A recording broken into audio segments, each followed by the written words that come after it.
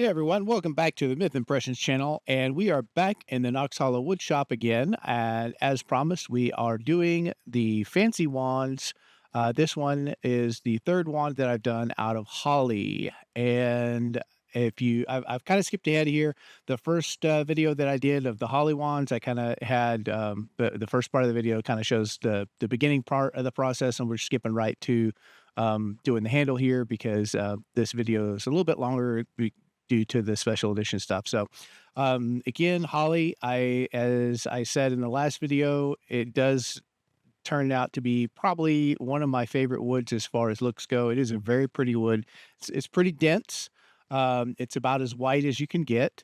Depending on the particular piece of holly, then you can get some kind of gray, light gray streaks to it. So it runs from a light gray to a really pale white. And this one is no different. You can see there is some nice gray streaking in this for the grain, which I really liked. We're just going to kind of burn through some of the shaping here and kind of get through the first part of the video pretty quick. So just as a reminder, don't forget to slide down there and hit that thumbs up button. That really helps out the channel. And we appreciate it. And also, if you would like to subscribe, and that way you'll get notified when we do some more videos like this, if you're enjoying watching these, and make sure that you ring that bell. That way you'll get that notification. So anyways, we're going to continue doing some of the shaping here. And once I've got this up, fed up into the chuck jaws, it does help with the chatter. This is still a rather dense wood.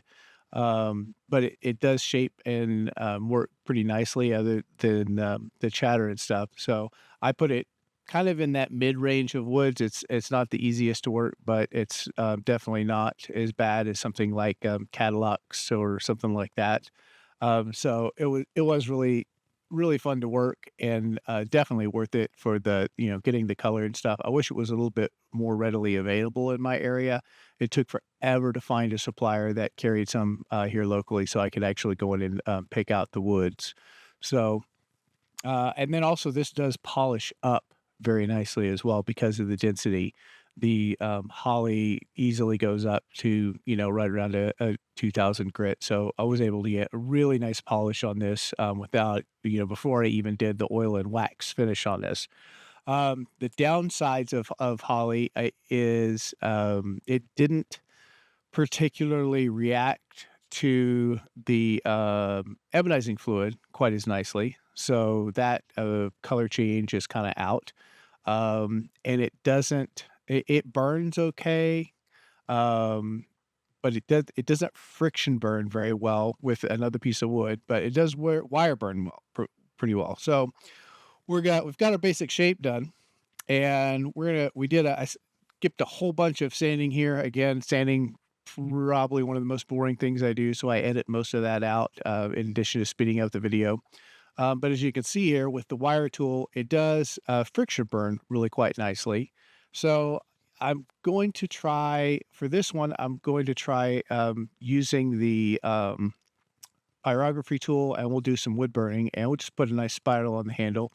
And this is where I'm going to set up the tool that I use for that. I built an indexing wheel that clamps on to the shaft up here, and it's just got different holes in it that are evenly spaced apart so that I can draw some measurement lines on here and get them evenly spaced. And the piece here that I've got going on the rest is got 1/4 inch marks on it. And right now what I'm doing is drawing out the horizontal lines, and all the horizontal lines will be evenly spaced, and then I can go in and put my concentric lines using those 1/4 inch marks. And basically what that allows me to do is to grid the handle off really easily.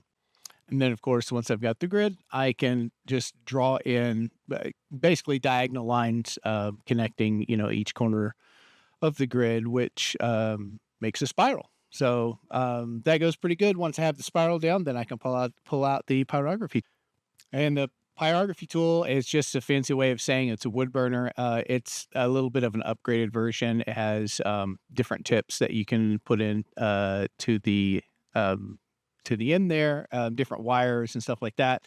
for different shapes and types of burning. And then it also has a controller on there that is set up with a little digital control, so you can finely adjust, fine tune that heat depending on what you're doing, which is good because some of the woods are really soft and they don't need nearly as much heat, and some that you need to do quite a bit more too. So, but anyways, now I'm just going to follow those lines and we're going to get in all our spirals on here. And I did find on this that doing the wood burning, it does leave some strange sort of kind of a creeping burnt black, like fine lines that come away from the burnt area up into the grain. So it's interesting. I think I might have to play around with it to see if I can get it to work to my advantage. I'm not sure that I cared for it too much on this kind of even spiral, but you'll see that more in the close-up photos when we do the end. So anyways, we're back to doing some cleanup. Got to sand this back down and kind of clean up, get the pencil lines off there, and get our final polish and stuff on here. Once I get the tools moved here. So again, there's loads of sanding in this that I've edited out, and then this is where I kind of have noticed that those little creeping burnt lines are not really coming out of there like I'd like. And so I'm cleaning it down with some denatured alcohol so I can kind of get a better look at that before I continue. And they're not bad. I think it's just a characteristic of the wood. And it's just something I'm going to run with.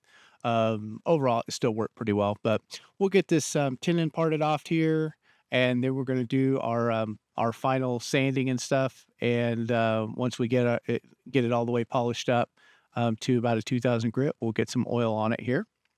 And all that sanding takes quite a while, so I get that all edited out. But anyways, I'm going to pull this out before I put the oil on it so that you can kind of get a look at what it looks like beforehand. It's really hard to see all the green and stuff with it, with the phone camera, with the lights just kind of blow that white out so much that it's unrecoverable. But there is a little bit of grain in this, as you can see, and it really did turn out pretty nice. I'm really happy with Holly in general. So we've got the oil on there. It's got a nice, smooth, shiny finish. But here in the studio, once we have the regular studio pictures with the good lighting, you can see right around all the wood burnt lines how that char kind of creeps up the lines there. So it's got an interesting look to it. It's a little bit different. I have seen that in a couple of other woods, but we'll roll with it. I was pretty pleased with this overall. I hope you enjoyed watching it. So we've got a bunch of new woods coming up for you in the future as well. So we'll hope you join us for those. And as always, thanks for your support, and we'll catch you on the next video.